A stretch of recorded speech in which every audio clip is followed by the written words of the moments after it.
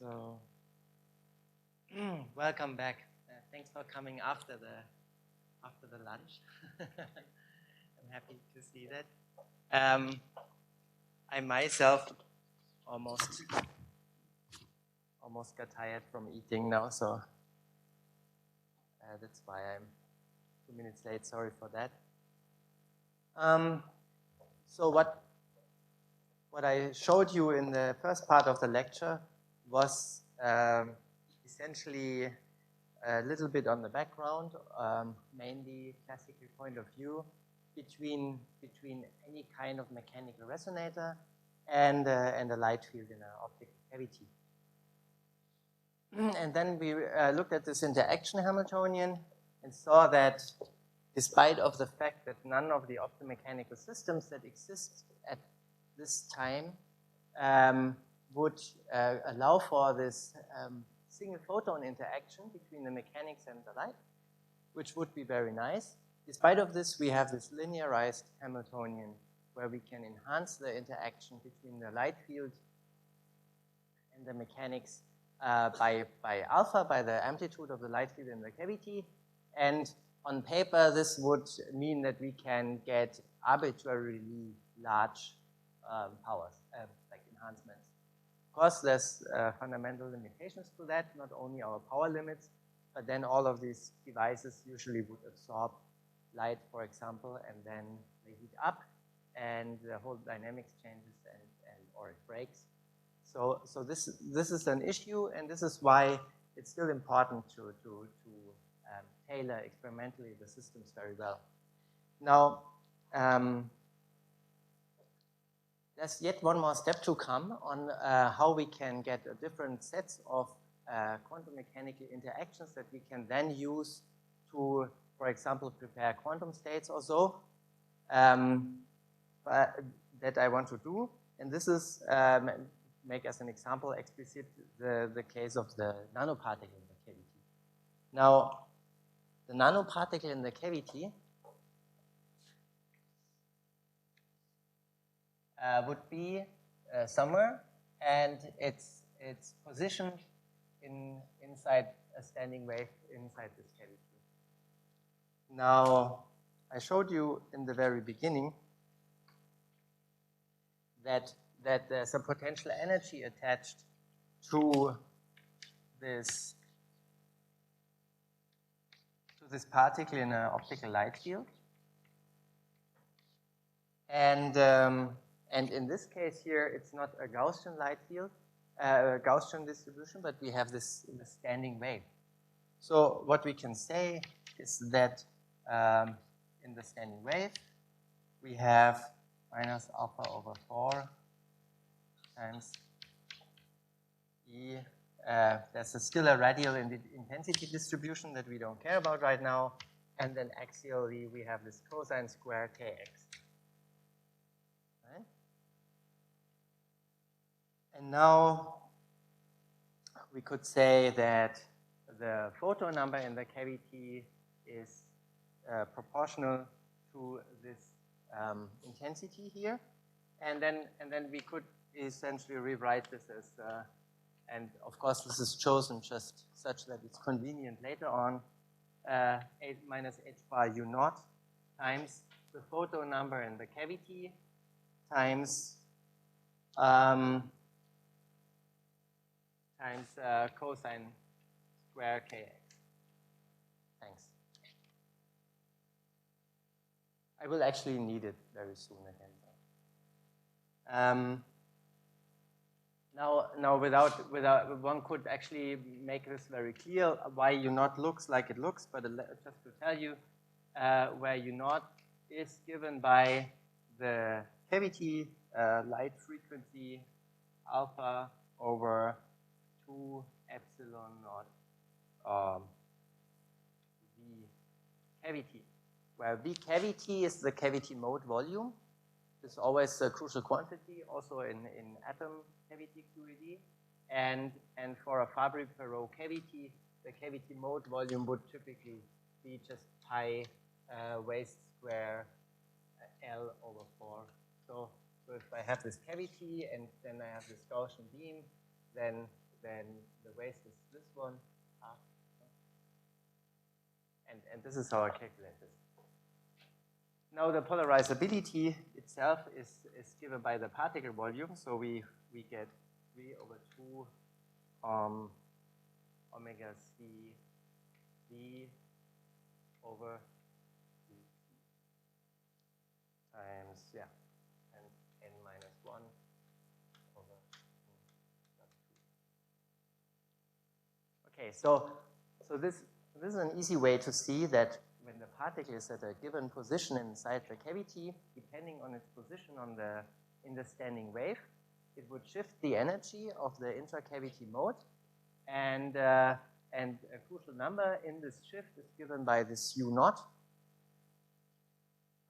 which has several meanings actually, as I will come to. Now if we want to have from that an interaction Hamiltonian, then we again need to write this cosine kx in a linearized form. But I mean, we just derived the cosine square, right? But we might encounter situations where the particle is sitting at in this plot here, I plot here the intensity, where the particle is sitting at a maximum or a minimum, and then this is one of the cases that I mentioned before. We don't have a linear term here. In fact, this quadratic term that we would get is too small. Well, it's so small that we don't really look into it so far, but there have been experimental demonstrations where they just show that this quadratic coupling exists. But for our purposes now, we just go to a position x of pi quarter, and then we have a u of x 0, that would be pi quarter over k. Pi quarter over k.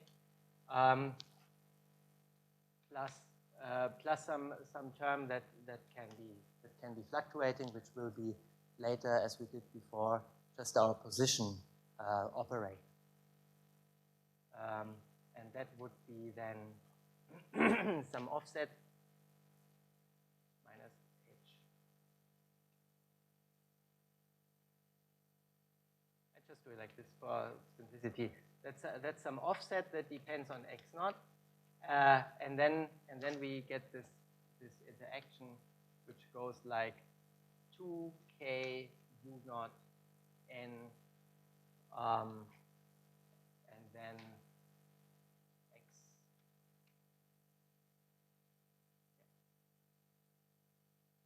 Yeah. And then there's other terms.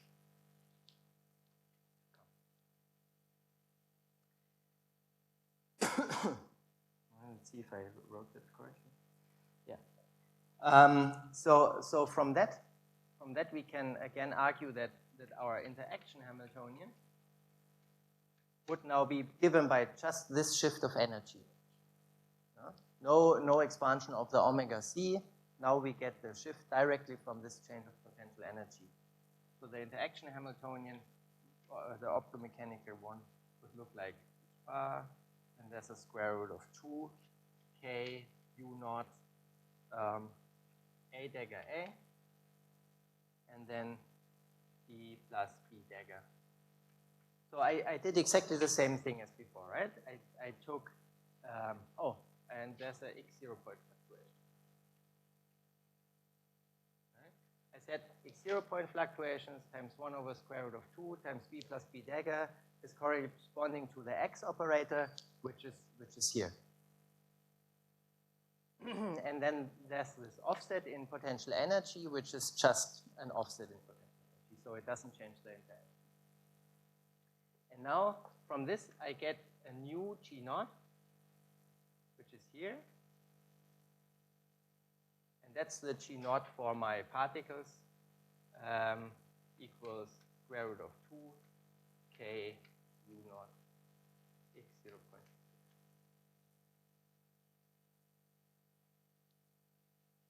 Exactly. And in other words, this part here is my d omega over dx from before. Now one of course has to ask the question, is that value that I get here comparable to other systems? It's interesting to note, I would say, that the case of this levitated particle in a cavity as compared to a mechanical resonator as the end mirror of a cavity gives almost the same G naught. And the reason for that is, one wouldn't expect that, right? Because here this particle has essentially, I mean, this particle goes into this cavity and has a very small effect on the light field, right? It's so tiny compared to the wavelength even that most of the light field in the cavity doesn't see it. Whereas the mirror shifts the whole length of the cavity at once. But then in this G naught, in the single photon coupling rate, is not only the d omega over dx, but there's also the x0 point fluctuation. And this nanoparticle is so much lighter than a mirror that this just compensates. So the x0 point fluctuation here for a mass of 10 to the minus 17 kilogram, which would be a typical mass, or 10 to the minus 18, depends on whose system you look at, would correspond to a 0 point fluctuation of approximately 10 to the minus 12 meter, which compensates for 4 orders of magnitude in loss in d omega over dx. Yes? Oh, I can, yes, of course. So that's 10 to the minus 17 kilogram and 10 to the minus 12 meters. Okay. Which is good news, because it means that with this particle in the cavity we can do the same physics. And you know, when people started to think about this, that was in 2010 or so, then there was already appreciable work done with the mirrors. So that made good hope for these experiments to go on. And just to repeat that quickly, the motivation, of course, is now we have a particle that is very light, but still consists of like 10 to the 10 atoms. And if I get all my optomechanics done, which I continue with now, then I can hopefully prepare this in different quantum states. But in contrast to a clamped oscillator, I will be able to switch the light off. Sorry? That was a ground state extension of 10 to the minus 12 meter. So now let me see what my computer does.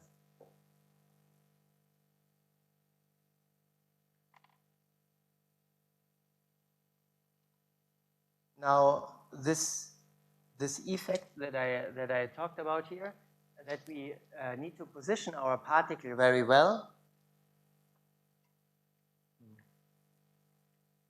Right?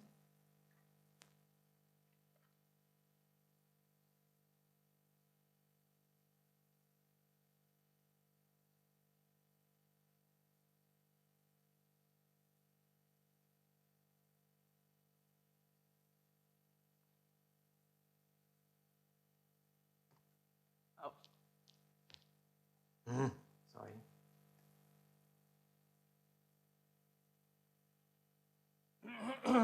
Now this thing that we need to position this particle very well is something that we can actually measure right now. Now I don't see it here anymore. So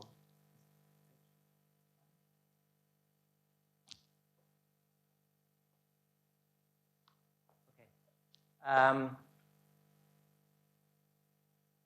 It did work before, right? It's a bit stretched, but I guess it's okay. So we can measure that now. It's only very recent, so I kind of do an inverse order of experiments here, but we can trap a particle in a tweezer and then move this tweezer along the cavity mode and just look at the interaction of the particle with the cavity mode. So when this particle is moved along here, that's steps of 50 nanometer. This tweezer is sitting on a translator stage.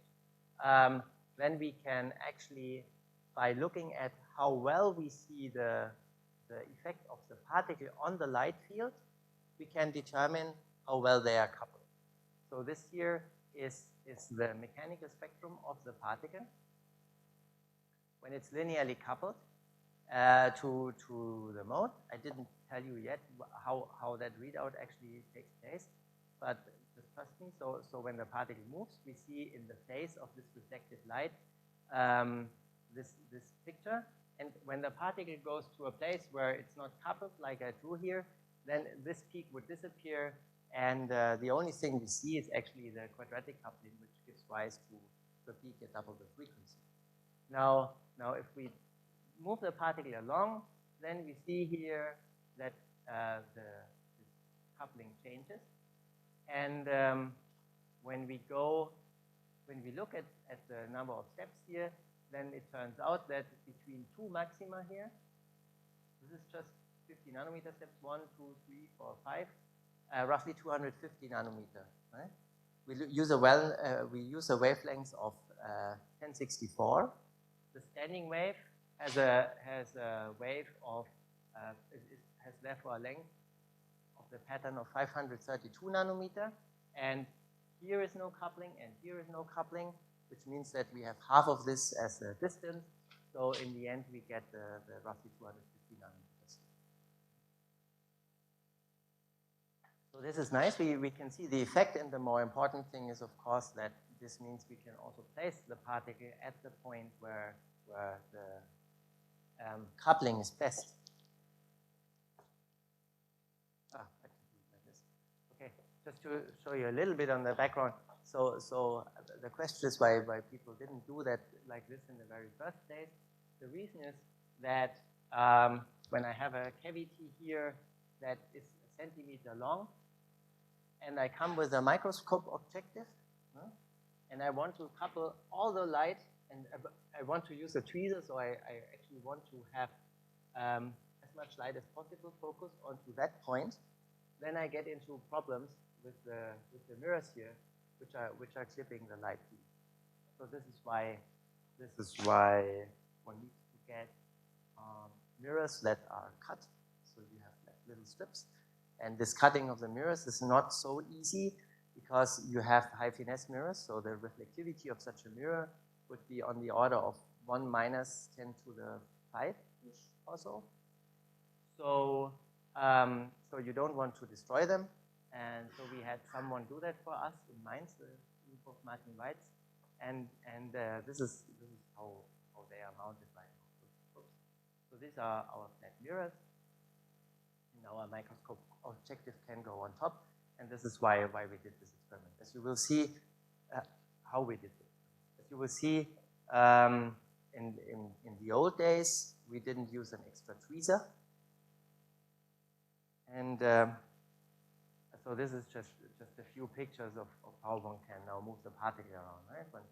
One has this optical tweezer here, and then one traps a nanosphere, and then one needs to put it in the center of the cavity, so that's hard to see. Here's the edge of the mirror, and here's the light mode of the cavity that is driven coming through the cavity. We need to position this two with respect to each other. Here the particle moves actually closer, kind of. Here it's closer. Yeah. Yes?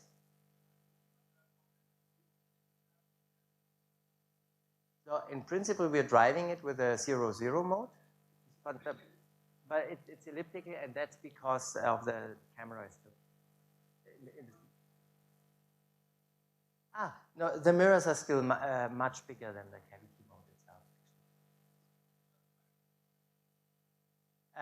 Not on purpose, but sorry? Because of stresses we see birefringence. Actually, we didn't check it for this cavity, but when we worked earlier with the particles, we checked for that. It gives a funny effect because if you come with the somewhere in between the two polarizations, then one just sees the split peak through the cavity, right? And this we saw, and we had a birefringence like 100 kilohertz or so. Near confocal, yes. Yeah. So That's also maybe for the expert. So one would get a very strong coupling if one would not take a confocal but a spherical cavity with a high coupling and just the light field essentially diffraction limited in the middle. But so by calculation they are very sensitive on the length, right? And by people talking about it, it seems to be terribly hard to work. Yeah. Yes, so we can position the particle in the cavity like this. And this is just one of many ideas that at the time when these ideas arose, came up, how you would actually handle this, right? You can put the particle in the cavity, but then, Oriol Romero Rizat proposed to put the particle with an extra tweezer. There was a similar paper at the same time by Derek Chung where he said one can actually have a shift by two different light fields which are phase shifted with respect to each other. So you use a strong one that traps the particle and a less strong one that hard. However one would do that. I show you in a moment how. And then Peter Barker's group said, well, if we have this upright cavity, then we even have an effect of gravity here, which could pull our particle from the intensity maximum to the slope. Now I pointed it out before, but I maybe should say it again, because if I don't do that, right, then my potential energy, which is written here, will always pull the particle to the intensity maximum, and at the intensity maximum, there's no coupling. It's not exactly true. People have been studying this kind of system before and have also used this quadratic coupling to understand how one would cool the motion of the particle and analyze whether one could go to a ground state or so. In that case, these were the papers by the Rich and Pulisic group.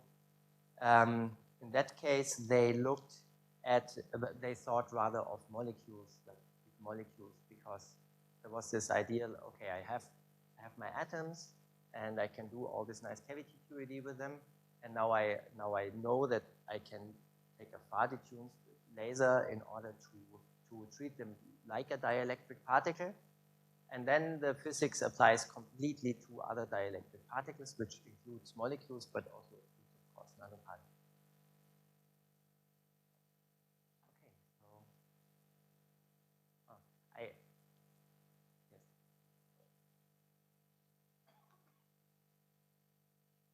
Played a bit around with the slides before because I thought I better rearrange. But now that I'm talking about experiments, let me just very briefly. Shouldn't have done that.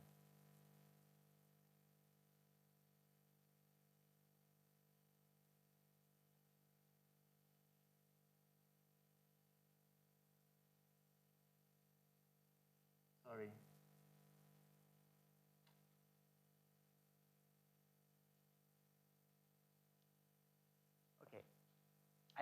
I don't think it wants me to talk about the other particle levitation experiment right now. So the other thing I wanted to show was for the blackboard anyway. So I let the computer recover and then we go back. Okay, so now we know we can also couple such a nanoparticle. We still have the problem that the G naught in this case is just too bad.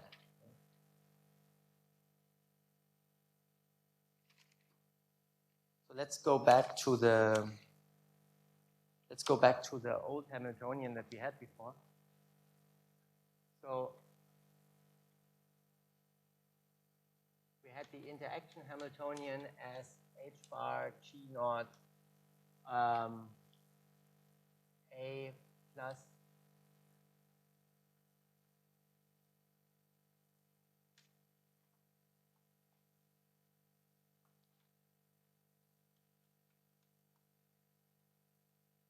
that was a mistake now. Of course, we know already that we can get this up.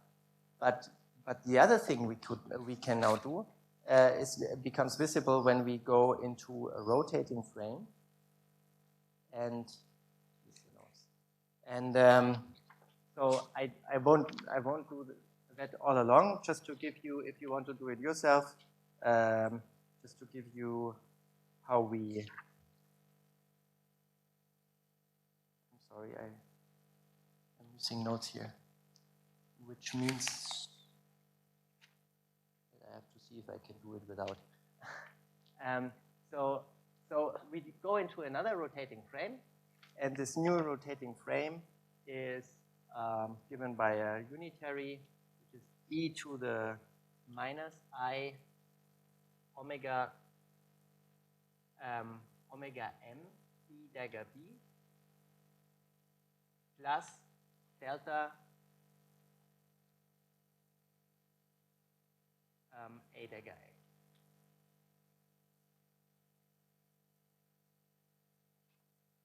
Right? So this is just as we did before we went into the rotating frame of the pump beam. Now we go into the rotating frame of in this new rotating frame, and what happens to the interaction Hamiltonian is that it becomes it's bar g naught alpha times a dagger e to the delta comes e to the I delta t plus minus plus a times e to the I delta t and b dagger e to the minus I omega m t plus b e to the I omega m. Right? And if we rewrite that, then we get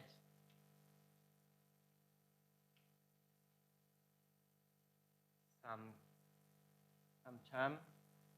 So I just multiply everything and pull some terms out. So we get some terms e to the minus I.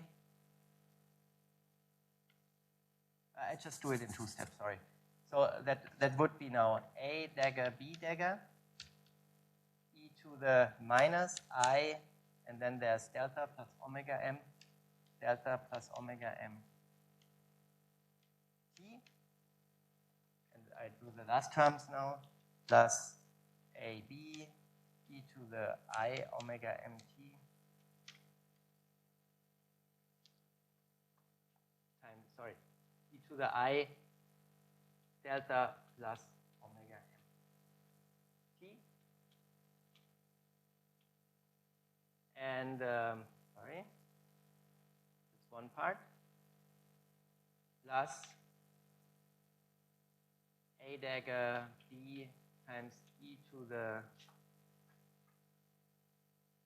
minus I delta minus omega m t plus a b dagger e to the I delta minus omega m. Okay, so this gives essentially two contributions. One of them with rotating with a frequency delta minus omega m, and one with a frequency delta plus omega m.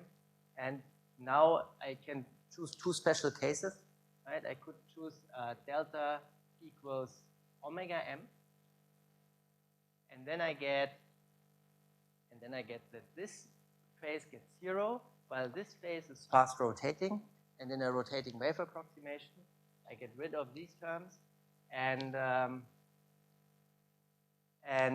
find an interaction Hamiltonian that looks like h bar g naught alpha times a dagger b plus a b dagger.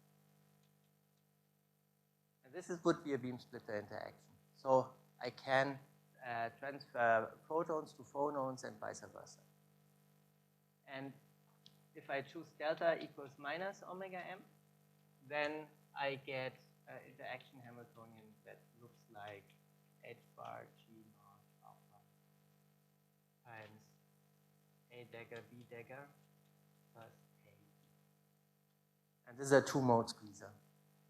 So that means whenever I create a photon, I create a phonon, and vice versa. So altogether, this gives me all of these interactions.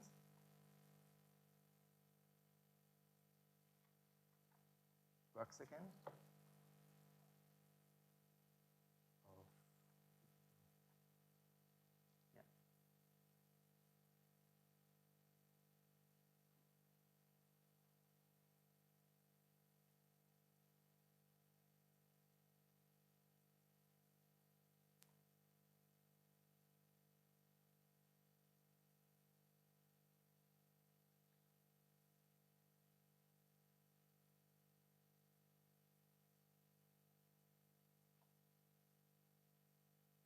Sorry, this is what?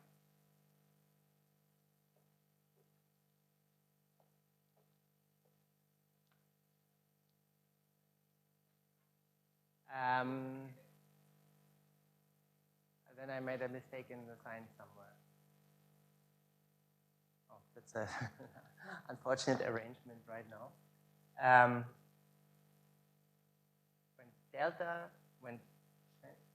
See where the problem is? I said we have the beam splitter when delta equals omega m, and delta was omega kVt minus omega pump. Yes. So when we have omega equals omega kVt minus omega pump is positive, then we have the beam splitter. Yes, you're totally right. I must have made a mistake in the signs. So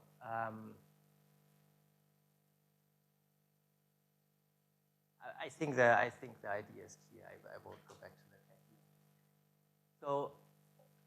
So what we get is all these three interactions, and then people who studied linear optomechanics, who studied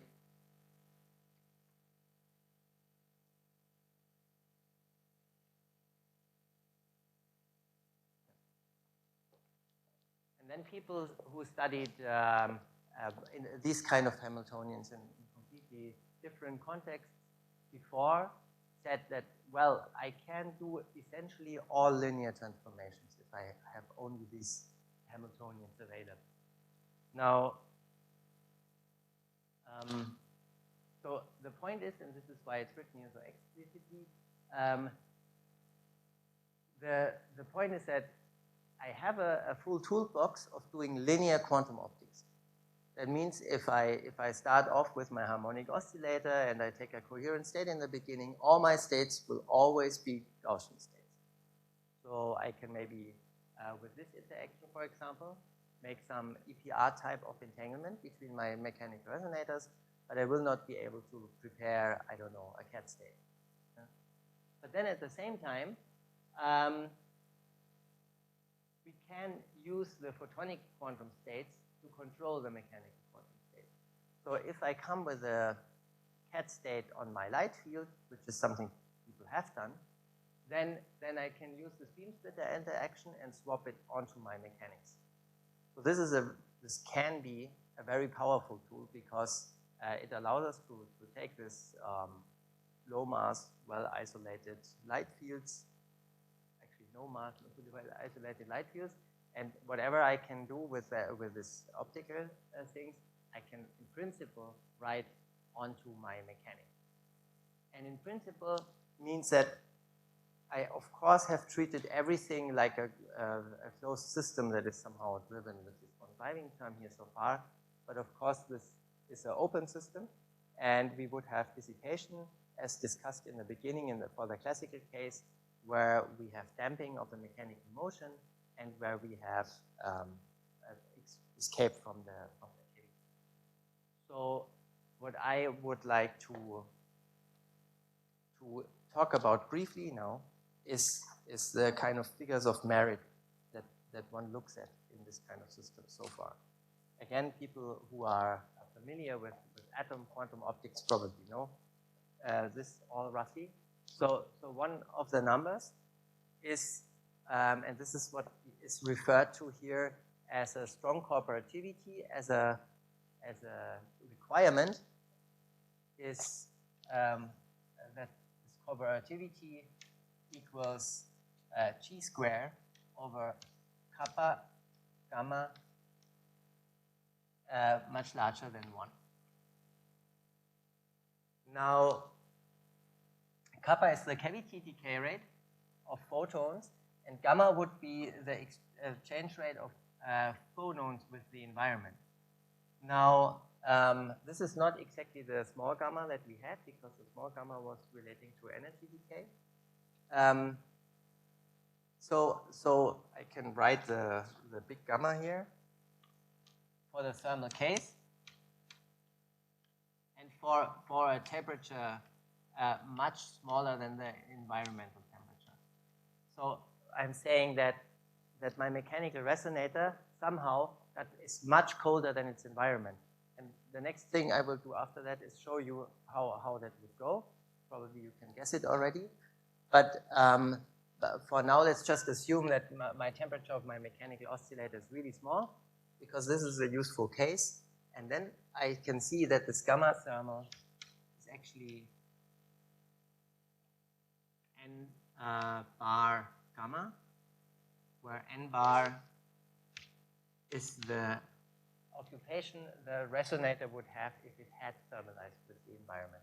So that is kBt over h bar omega m.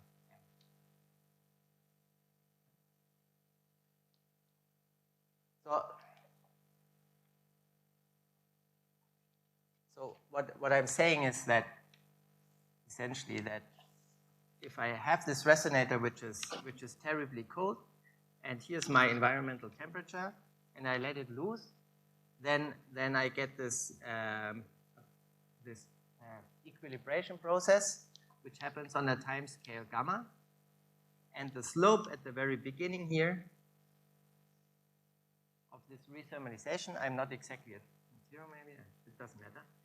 So the slope at this very beginning corresponds to my photon exchange rate, because there I know that only photons are taken up, phonon exchange rate, and this is n bar gamma, the slope.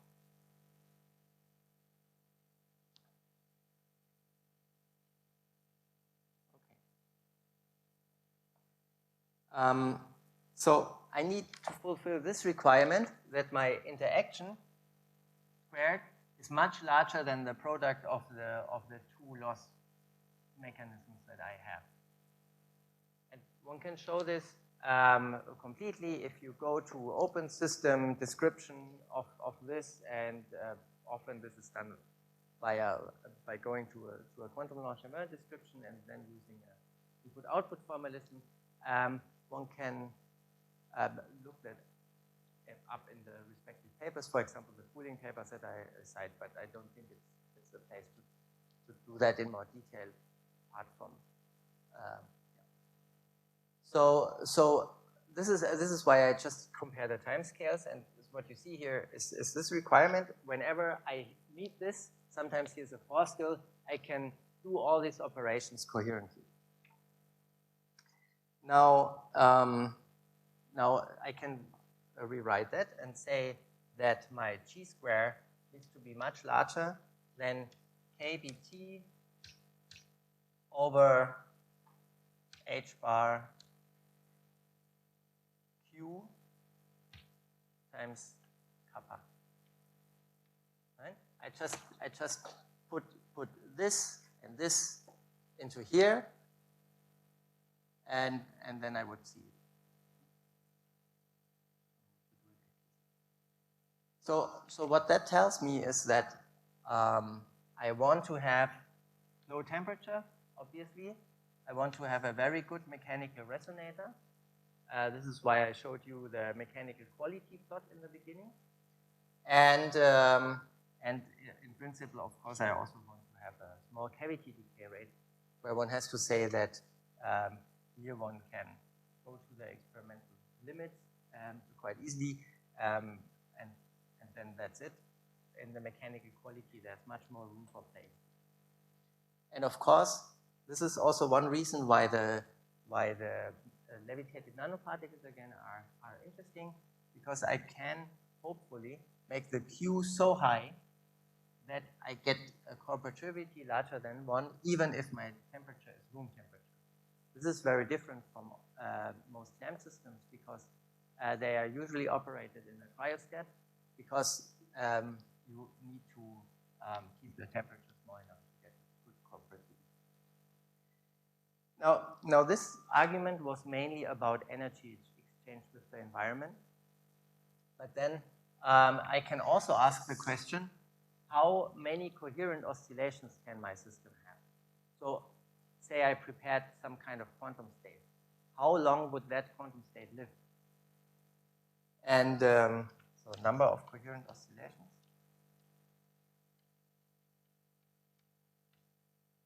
I'm again writing small, or is it okay? Coherent. And that's also a fairly simple argument. I can say my number of oscillations, so this I call n, and coherent also. So 2 pi times my number of coherent oscillation over the mechanical frequency.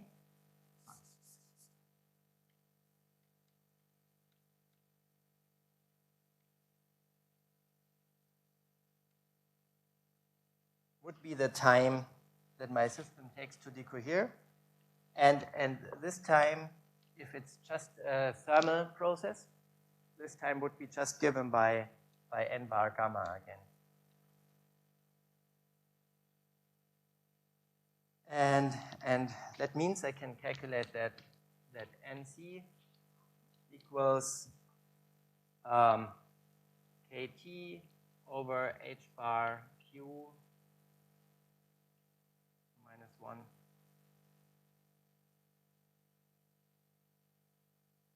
times omega over 2 pi, which is the frequency, and this is H bar over KT times, and I write it like this now, the mechanical quality times the frequency. And this is something that people, yes?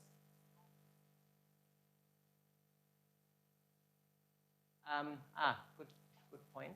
So the question I'm asking is, let's forget about the light field. I have a mechanical oscillator, and I have the state prepared. Then how long would this mechanical resonator live? If I now switch on a light field, for example, to read out the motion also, then kappa comes into play, and then that would shorten the lifetime. Because the interaction with the light field would again be a time scale where that's then not really decoherence, but that's essentially then noise from the readout package. Now this value, I wrote it like this because this is a number that people often refer to when they talk about mechanical resonators. The QF product is something that is hard to get high, and this actually relates to something we talked about today, because now I'm asking, so we had this point about the mechanical quality going up with mass, but the frequency typically going down. So the QF product would be something that we can compare systems that are very different in mass with. At the same time, it's good the way it's phrased here, that it's the number of coherent oscillation. I can say, well, if I can prepare a state on this compressing device that I showed in the beginning, then it's in the gigahertz range. Of course, it lives only on nanoseconds, but then I compare this oscillator to an oscillator like the levitated particles at 100 kilohertz, And if I say this lives for 100 nanoseconds, it means something completely different, right? Because it's essentially not coherent at all. So this is a fair comparison between different systems. Now,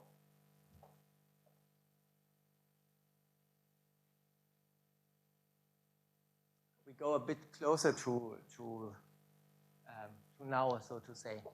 So essentially, all of the requirements that have been written here have been met. So the beam splitter interaction for laser cooling actually into the ground state, which I will talk about next, has been achieved in these experiments, first in 2011, in many more experiments meanwhile. Then we have this strong cooperativity has first been achieved in this kind of experiments where here one has to say this was strong coupling, not strong cooperativity, meaning that that we essentially omit the n bar in this equation. Then okay, quantum non-demolition measurements have been used. They can be used to squeeze the light field, actually. And this two-mode squeezer is something that I will talk a bit more about towards the end of the full lecture series. So this is, as I said, something that can create EPR entanglement. It's essentially the same as a down conversion. So for those who know down conversion, right, I send a strong light field in the crystal, and then sometimes I get a decay, and whenever a photon is created in one mode, it's also created in the other mode. It's exactly the same thing here, and I can essentially do the same physics here. The only difference is that my mechanical oscillator typically would cohere much faster than a photon.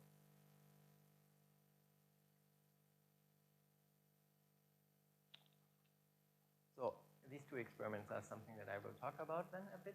And also a note on that, because it relates to this experiment. Now assume that I really want to do something as I showed you in the very beginning, namely this oscillator that is in the ground state, and then you use only the 0 and 1 occupation of the phonons. This is also what one would use there, right? So if my occupation is 0, then I can drive the system, and I create a photon and a phonon, and they would be correlated, and I can just detect those two, right? A projection onto the photon state would then, of course, project me onto a phonon state. And the interesting thing, that's why I say it now, that I want to point out about this is that I'm using this linearized Hamiltonian, right? It doesn't allow me to do any nonlinear operations. But because I'm working on this 0 and 1 subspace of the whole system, I can still go to more non-classical operations. So this will be not an effect of not linearizing, but single photon physics in the sense I explained it. I jumped over this QF product. So this is a plot of QF products that one could typically have. And when you look at this number, right, if I say I want a number of coherent oscillations at room temperature, this number is easily calculated. And it's something like, you could do it, but it's something like 10 to the 15 or 16, somewhere in between. So if we look at this plot, around here would be the region where one can do a quantum experiment at room temperature. And as you can also see, all of the systems, actually, sorry, I forgot to look up what this one was. It's kind of funny. I think it's not coupled to something else. All of the systems are underneath this. And this blue one here would be what we have for the trapped nanoparticles. So as you can see, we're pretty high in Q, but the QF product is still, still something where one has to beat the TAM system. And also here, this is one of these disk resonators that I was talking about. Actually, a very, very ingenious system, I must say. So these are actually two disks on top of each other, and the coupling between the two disks is by evanescent light fields between two disks. So the mechanics would be relative vibrations between the two.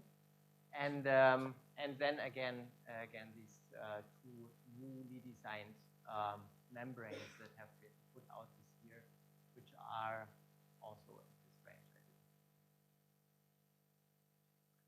Okay, so this is essentially where people are with these resonators. I mean, the whole plot is out of a review from 2014, so it's fairly recent.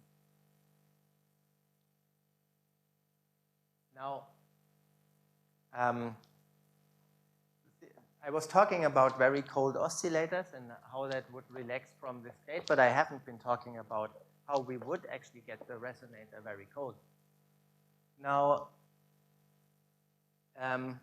in the Hamiltonian that you see here, we can basically say that particles from the drive beam photons are scattered into the cavity resonance with a high probability or out of the cavity resonance with a very low probability, depending on the ratio between the mechanical frequency and the line width of this cavity. Now, this has been studied in detail in these three papers, where you will also find a lot about the open system dynamics description of the system. And I don't know why I'm missing 3 bars here. Right.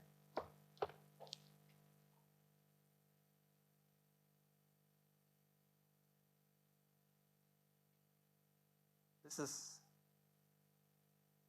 funny. Must have been due to my switch. How do we do that? There's more missing, sorry. Okay, it's still here on this slide, so I just go to this slide, sorry. So one can take an easy picture for this system.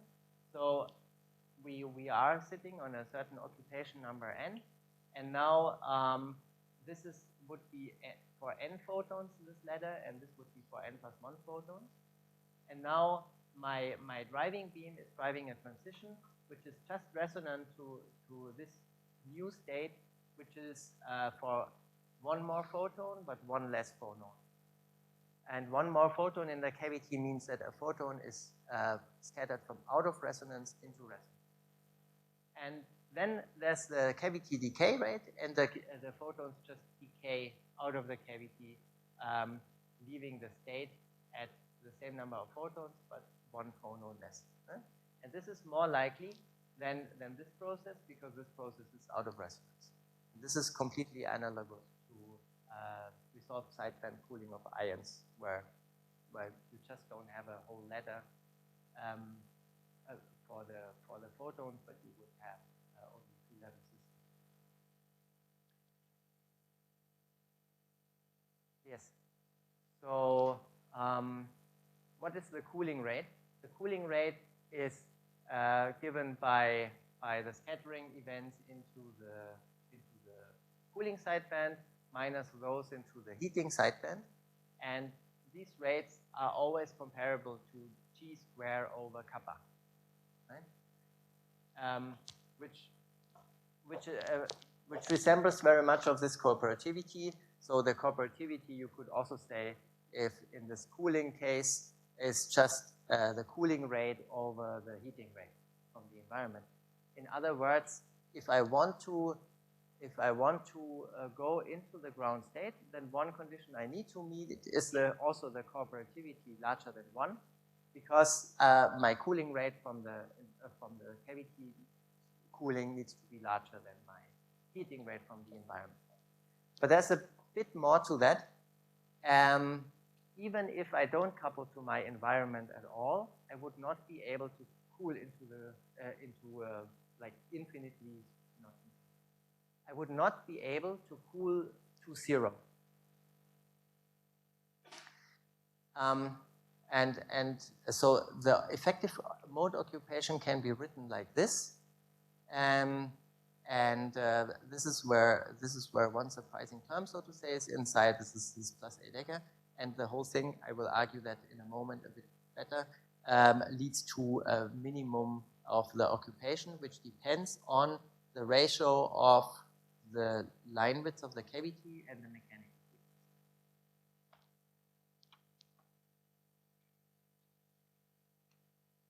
field. Now the reason for that is, let me just go here.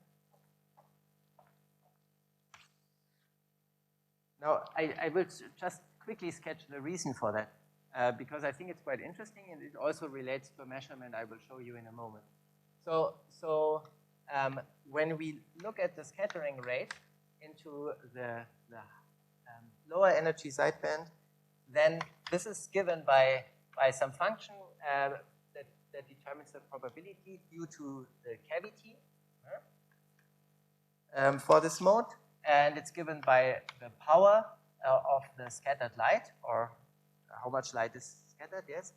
And then there's a term times n plus 1, because it depends on the occupation that I already have. And the reason for that n plus 1 is very simple.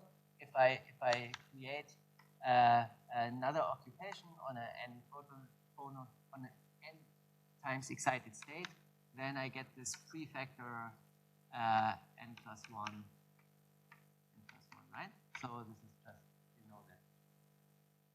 Whereas for my destruction of annihilation operator, I just get this n. And so there's a asymmetry in the two equations. If I write the same down for the cooling part, where this scales just with n. And this is something we need, of course, right? If my oscillator is in the ground state, I cannot cool it by one photon. The probability for that must be 0. So if I write the final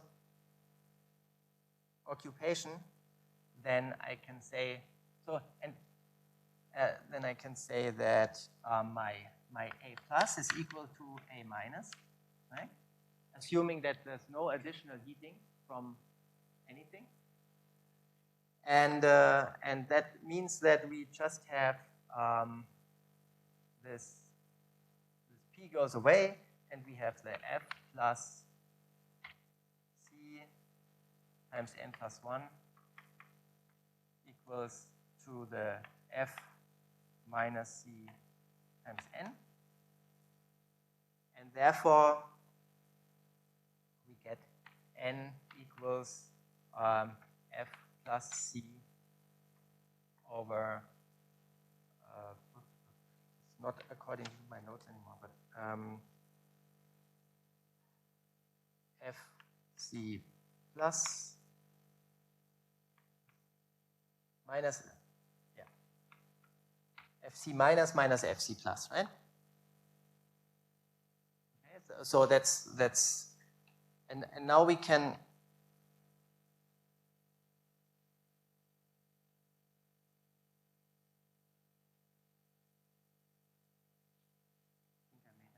sorry.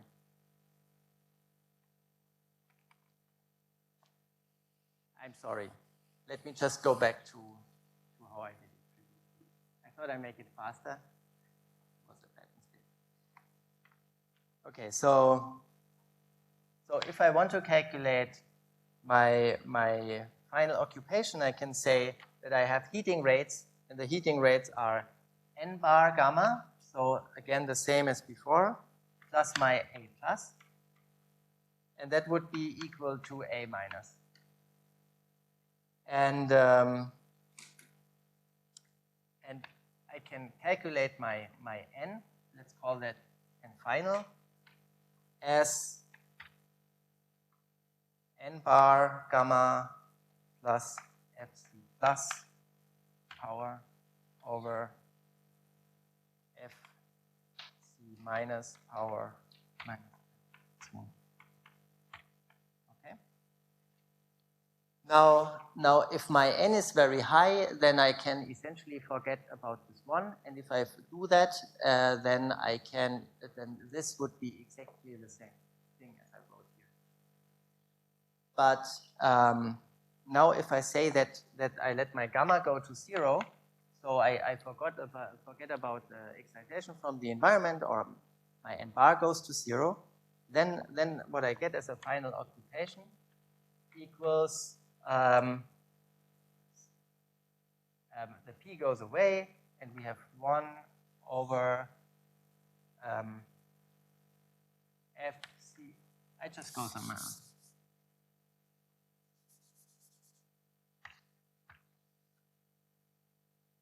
Then we have nf equals 1 over fc minus over fc plus minus 1. Now I'm only left with these probability ratios. And this probability ratio can also be argued pretty easily. So if I say my mechanical frequency is much larger than the cavity line width, and I look at this Lorentzian, then in such a Lorentzian, the decay here is just with the 1 over square root of the detuning. And the detuning would for this with respect to this is just 2 omega, right? So from that I can conclude that if I say that f plus is much smaller than f minus, then this would be approximately fc plus over fc minus, and that would be kappa half times 1 over 2 omega and the whole thing squared. Right? So once again, I look at 1 over it's squared because I look at the tail of this. I compare this width with the half width of the Lorentzian. So the full width is kappa, and then we get this equation, and this is exactly what we have written. So this means that in the end, if I want to cool into the ground state, I need to work in the so-called sideband resolved regime. At the same time, that means I kind of trade in cooling power, because it also means that I have to detune my driving beam here, and if my limit is really in the enhancement of the coupling via the alpha, then it's harder and harder to get a high occupation in the cavity, because if I detune that strongly, I would not get much light into my cavity. Okay, so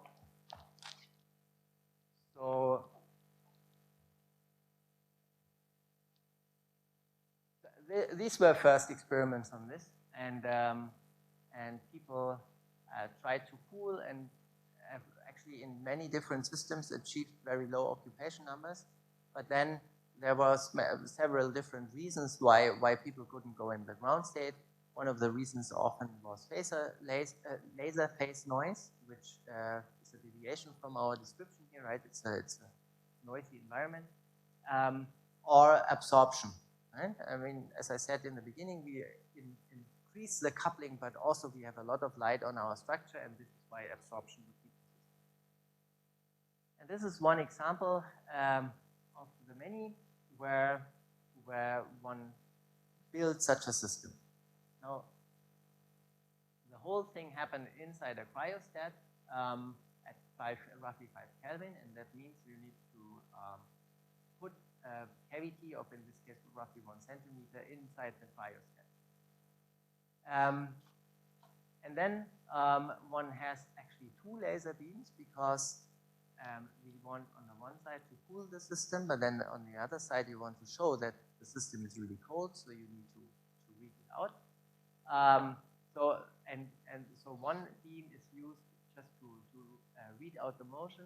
It's on resonance with the cavity, and it's also used to actually lock the laser frequency to the cavity resonance. And then a detune from that with the acoustic modulator would be the blue detuned beam that goes also onto the cavity.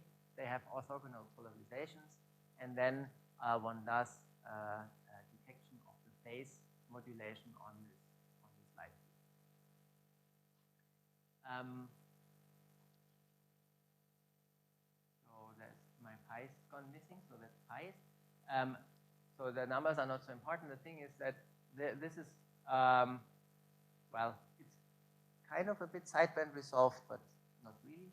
And what was really the biggest challenge in making this at the time was this mirror that you saw before on some other slides, right?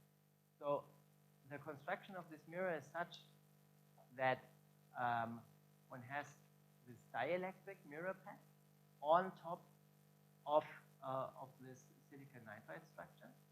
And the reason for that is if you use directly such a pad, then you have many layers, and these many layers have a little different lattice, and then if you bend this causes friction. So this is why one didn't want to use it as a structure, as one did in the first place. So the whole experiment was possible because one achieved a very good mirror in combination with a very good mechanical resonator, and then this is what you get. So this is the mechanical spectrum at like 2 Kelvin, and then one switches the cooling beam on, and in the end the mechanical spectrum looks like this. It of course gets very wide because we cool by increasing the damping, and the width of this is the damping. It also looks super noisy, which is not as bad as it might look on the picture, because what we want to know in order to infer the temperature is the area here. And the area doesn't have such a big error, right? We just need to integrate. So what you see here is that this temperature really scales with the damping, which means that there's no additional heating due to absorption in the system, right? If the mirror would absorb a lot, then suddenly here additional heating processes would come in. And also the data points are taken for different. As I said before, one has to select a certain mode, and this is something that one, of course, always needs to keep in mind. It's only one mode that is cool, right? The whole thing doesn't get cold. It's just this one motional mode. So the occupation was 33 phonons, so you can't talk about ground state yet, and at the time this was kind of comparable to other systems like the resonator. Meanwhile, things have evolved quite a bit. So here you see a different set of systems that have been used. For example, this is this microwave membrane I was talking about. Here, this is a photonic crystal structure. This is a system where a cloud of cold atoms is trapped inside a cavity. So this is very similar to the nanoparticles with two differences. One difference is that it's not only one particle, so there's 2n degrees of freedom, 3n degrees of freedom, and then there's one motion in this cloud that is cooled by the by the cavity, and the others serve as environment. So while the system can be very strongly coupled because one can use the resonances of the atoms, it has a pretty fast decay of the mechanical resonance. And then this kind of toric resonators where the light travels around. You see what the starting temperature was in each case and how it is cooled down. This picture is also in this review, which I cited it so much, which should also be the abstract. So as you can see, all of these systems now pretty much went close to the ground state by laser cooling. the one that was used in a collaboration between the Painter group and Mark Plastermeyer's group was actually this one. I talked about this photonic crystal structure. So as I said, there's this bending, and this bending makes the structure couple the photons and the phonons inside here. When the experiment is started at 20 Kelvin, there's only an occupation of 100 because the structure has such a high frequency. This has over many years also been designed very carefully because you don't only have this structure here for the photons and the phonons, but one also wants to isolate it from the environment, which is why one uses another photonic crystal structure out here, which is kind of a shield for phonons to travel into this resonator. And the whole system is fiber-based, so one can couple the light from a fiber into this resonator. And now, when one looks at the data, we start up here with this high occupation, and then it's being cooled down, and one would expect it to go further and further down, but here this effect that I mentioned before kicks in. We have absorption effects. So the absorption of a photon would cause like terahertz frequency internal stuff to be excited, and that slowly goes into the actual mechanical mode, which is then in the field as well. And there's I show you a bit later nice data where one can actually see this effect. There's a certain time when this is still cold, and then suddenly the absorption.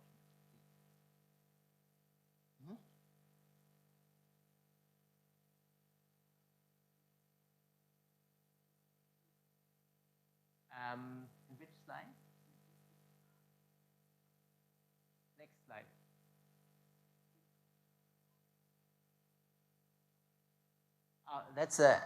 So even if we're cooling like that, we also always stay with thermal states, kind of because we start up with a thermal state and then just increase the damping.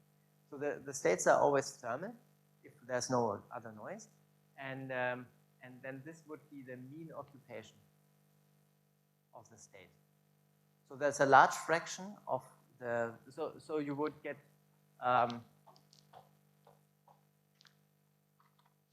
for some thermal state, you would just get an occupation that looks like this. Right? There's occupation for 0 phonons, 0, 1, 2 or so, and then you have this kind of thermal distribution of occupation. And what I mean is then the average over all photon numbers. So if it's at 0.1, then that would mean that almost everything is in the ground state, and there's a small chance of yes.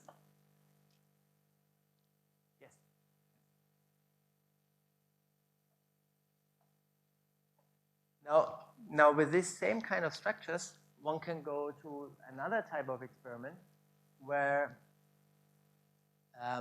one uses instead of the 5 Kelvin or so cryostat, one uses a 25 millikelvin cryostat. Sounds easy enough, just very expensive. This is the nice thing, and if one puts it inside, then what we expect is that we end up with an occupation far below 1, and actually calculated would be 10 to the minus 5 as an average occupation. So when you look at the slide, so we're very, very far down here, but not because we did ground state cooling, but because we just put our structure in a very cold environment. And now I want to show on this a very nice situation that one has here. How would I determine the temperature of the whole state? So of course I could do the same thing as before, right? I look at my reflected light and measure the phase and see how strongly this is modulated. But now there's this effect that we discussed here just before, and this effect leads to when I get very cold, more photons are scattered from the 0 to 1 state than they are scattered from the 1 to 0 state, right? We're talking about, we are talking about single phonons on the mechanics and single photons in, not single photons in mechanics, sorry. Acoustic. It's this stretching mode. Yes. So it's really that this structure.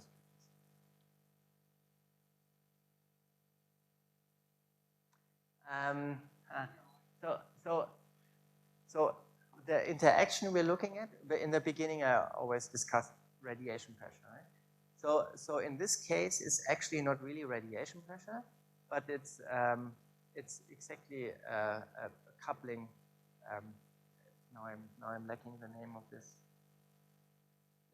How this interaction is called. Well, it's there's a of course the length for the photonic cavity is changed when the structure is stretched. That would give rise to the interaction between the photons and the phonons. And so yes, we have optical photons talking to mechanical acoustic photons. And also here we neglect all other kinds of excitations.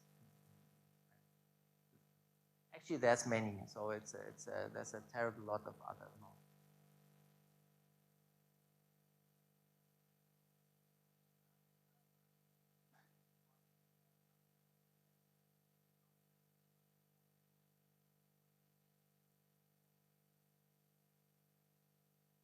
Well, once more, I didn't understand.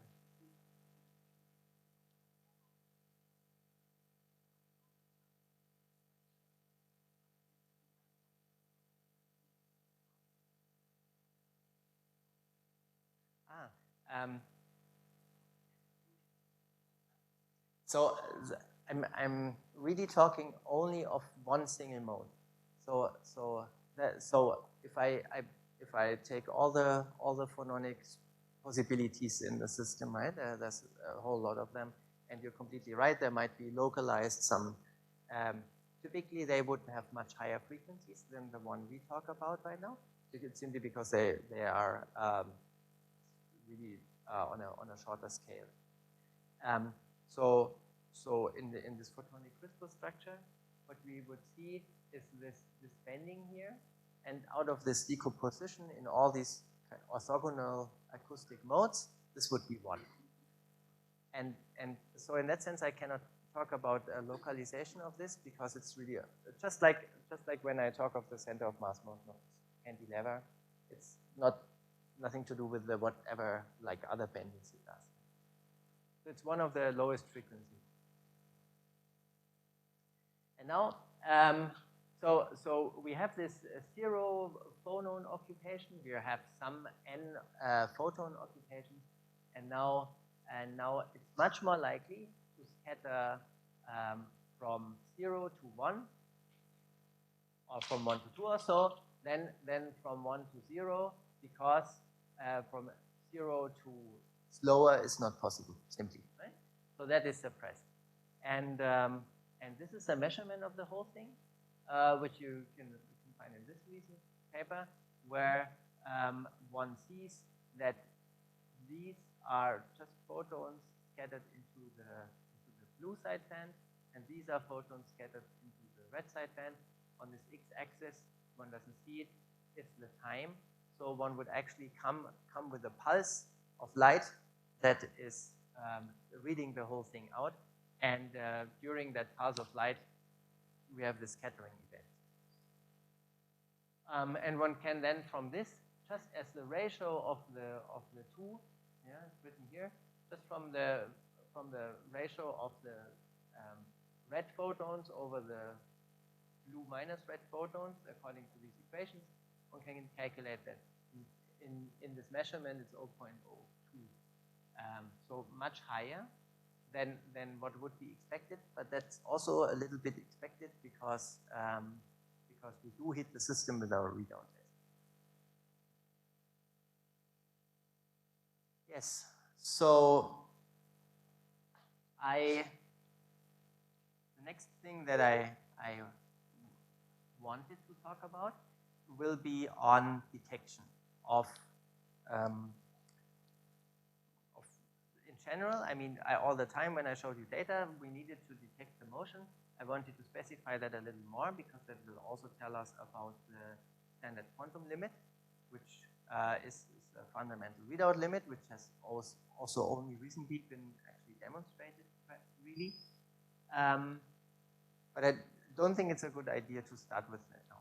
So I would A, take some questions if there are more questions, and B, show you what I skipped before on my slides about the levitated nanoparticle, even though we kind of moved already a little bit away from the topic.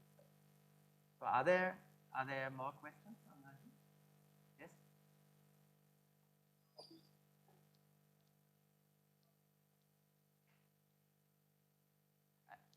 I acoustically didn't understand. Yes?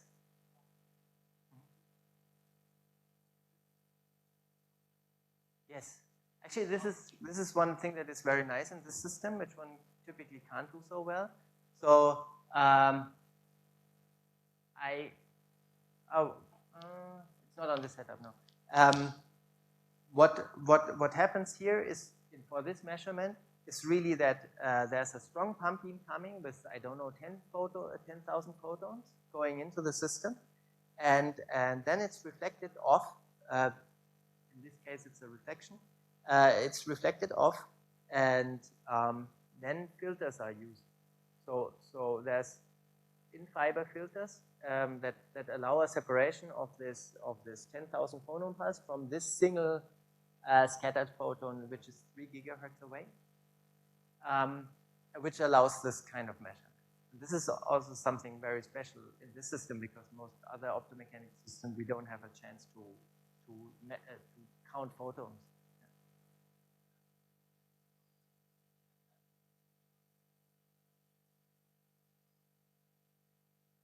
That's the asymmetry corresponding to this. Yes. Yeah.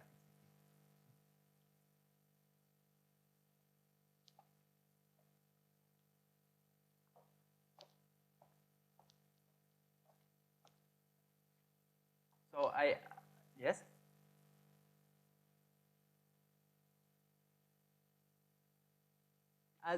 That's the asymmetry in behavior for the blue and red scattering when we are very cold. Right? Usually we would expect our probabilities in the scattering to be just according to the cavity line shape, but then it's modified, and that's the asymmetry.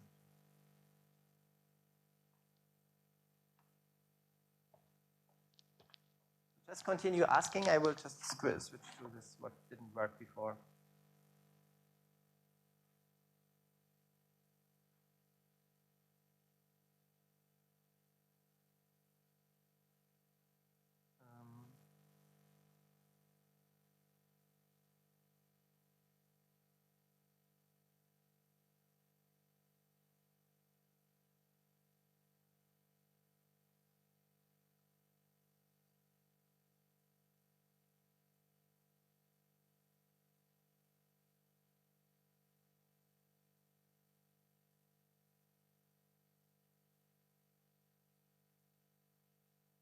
So what I wanted to show you before, simply because I already showed some measurements on this and then couldn't say much on how it works. So what we set out in 2010 to do was to essentially go towards this matter wave interferometry with these nanoparticles, but then at the same time, at this time, that was something that people just didn't do. I mean, trapping nanoparticles, or coupling them to a cavity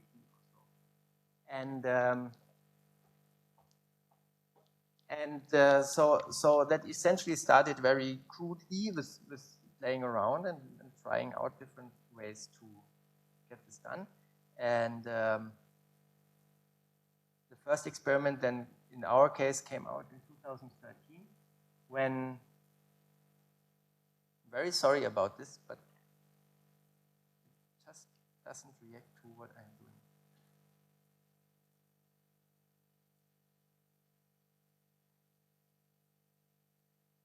So the question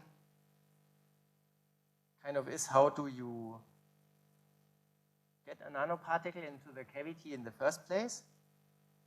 And how do you then achieve that it's not located at the point where we don't have any coupling? And well, and the rest should be just optomechanics, right? And that's something that people in our lab can do.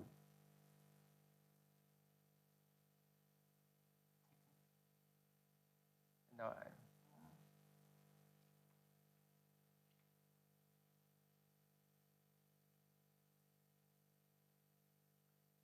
it's here. Super. Okay. Sorry about that once more.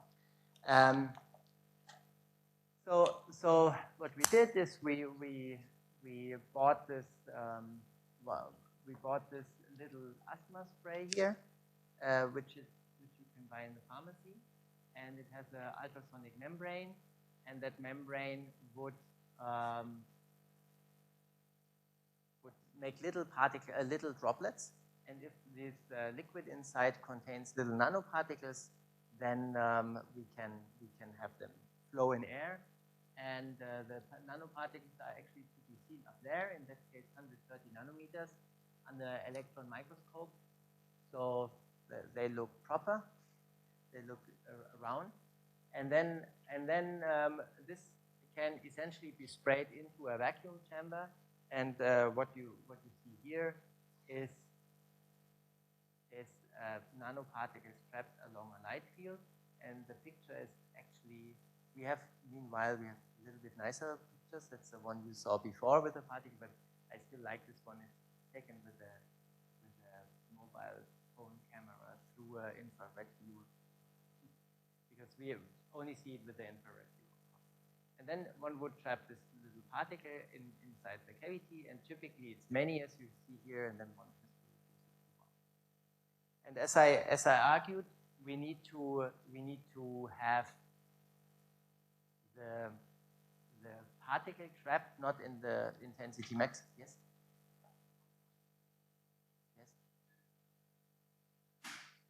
Yes? There is, so we call everything nanoparticles that is much smaller than, that is a bit smaller than the wavelength, I would say, than the wavelengths we're typically using, which is not a very good definition of nanoparticle, but yeah, it's just kind of customary. But then really, we actually got that as a referee report, that it's a sub-micron particle. And yeah, I don't know when nano really starts. But yeah, so actually, it's in that sense also a good question, as this is very comparable. I mean, this is not much smaller than the wavelengths, right? 1,000 nanometer compared to 130. But then one can look at when the effects change due to the size of the particle compared to the standing wave. And this change of effects happens when the particle is, yeah, actually when it's roughly 130 nanometer in our case. We're just at the limit. Which I must say is coincidence. In the first place, it was coincidence. So we chose this approach where we use two light fields, a strong light field and a bit weaker one. Actually, it's also not so much weaker. And then the joint intensity distribution here in violet would give the position of the particle. And if they are phase shifted, then that means the particle is at a point where the intensity has a slope, and that's where we get the effect. Now, how do we get this shift? Because at the mirror end, we do know that there's a node, right? So there cannot be a shift all over the cavity. But if we use beams that are shifted by one free spectral range, then that means there's one node less in the cavity, and at a quarter length of the cavity, we have just this kind of situation. So one needs to wait for the particle to be on the right position, or in the new experiment, we can just bring it there with the tweet. So this is something that one can actually do very nicely. We just use one laser beam that is locked to the cavity, and one other laser beam that is frequency modulated with the gigahertz frequency modulator.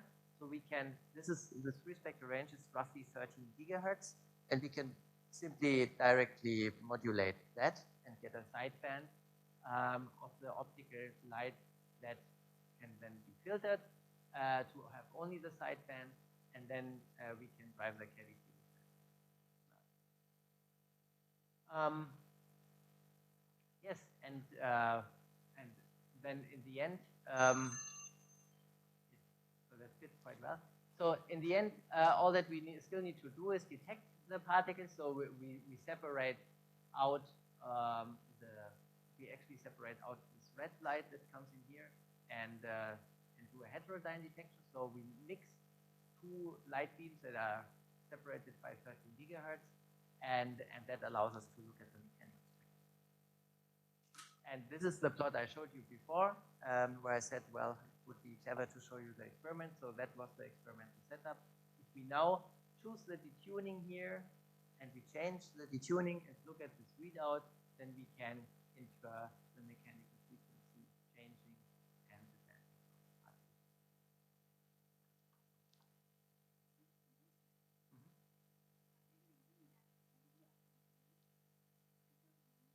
It's filtering. So what we do is we do a phase modulation of the light field. So if this is the optical frequency, we create sidebands, and that would be at plus and minus 1 free spectral range. 13 gigahertz. And then we want to avoid that we hit another resonance of the cavity with this other sideband. So we do a filtering with the cavity inside.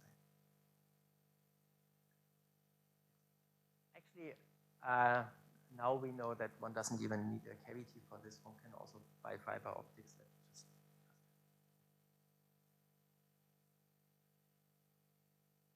Okay. Any more questions?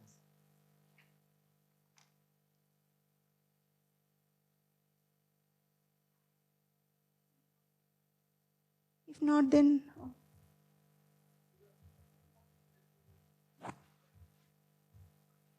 The locking laser, sorry?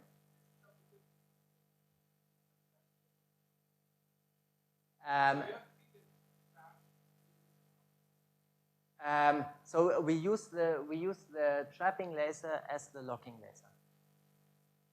Yes, and the third beam that is in here is as a local oscillator for the interferometric readout of the cooling group. We have a Pound River Hall lock, yes. Yeah, but they are at 20 megahertz. We can see that, but we don't see close to where the particle frequency is of around 200 megahertz.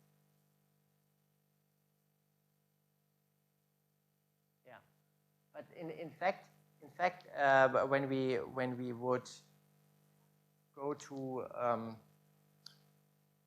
if we wanted to use just that setup as it is to do ground state cooling, we would run in trouble because of noise that we introduce in this beam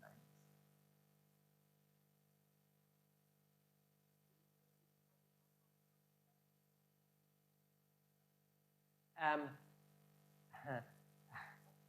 So that's a bit historical. Now today, that's the things I showed you before. Actually, since only a few months, we are coming from the side with an objective. The thing was that we found in the very early days, we found that we can just trap the particle directly in the cavity. And then we thought, well, that's very cool because we don't need to mess around with all the other stuff. We just trap the particle in there and then we pump down. And of course, it didn't happen.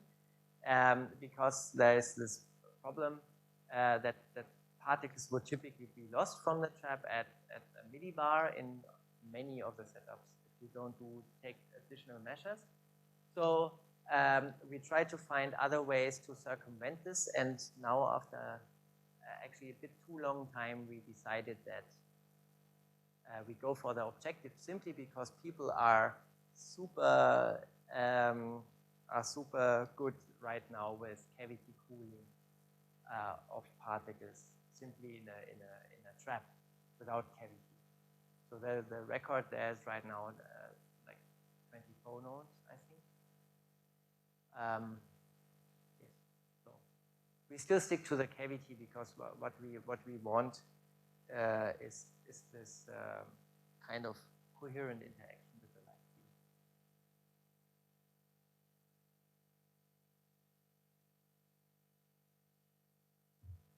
More questions? If not, then let's thank him.